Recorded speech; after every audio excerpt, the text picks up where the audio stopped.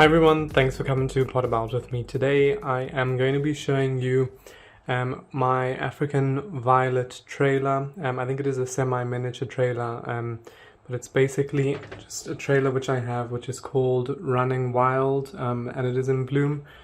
I've had to precariously just balance it on these plastic cups, and then I've got it on the glass jar, and then it's in a pot. So I'll just move back a bit, but it is just sort of balancing, so I'll try not to touch the pot too much. It's just because it was hanging over, I couldn't really, how do I say, get a view of it where you could maybe appreciate just what it looks like. So this is sort of the only setup I could do just to get it in camera better. Anyway, this plant I've had it for about, I would say, maybe a year now, and it's the first time it's actually blooming. There's actually two plants which I got from it. So this is the main one, and then this is the second one, but there's a lot of growth just on the top of new plants coming through. Trailing varieties do tend to have multiple crowns, and this is the first one of mine which I do find is just really sprawling over the edge. Unfortunately, I did drop it last week. You can see there's a couple of blooms missing there. I just refilled the reservoir, and I think it was just too heavy on one side, so the pot fell out of the reservoir. The pot is a very small pot. It's just I think it's like a 6 centimeter pot just across the top, so it's not very big at all.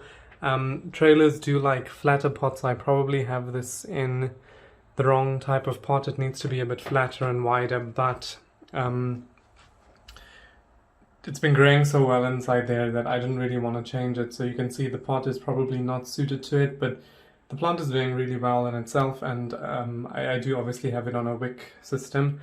Now the blooms are really pretty. You can see there's still some damage just from it when I dropped it, but the blooms are like double blooms. It looks blue on camera, but it's more just like a deep purple. So very pretty plant. And then the underside of the leaves are like a dark or deep red, I guess.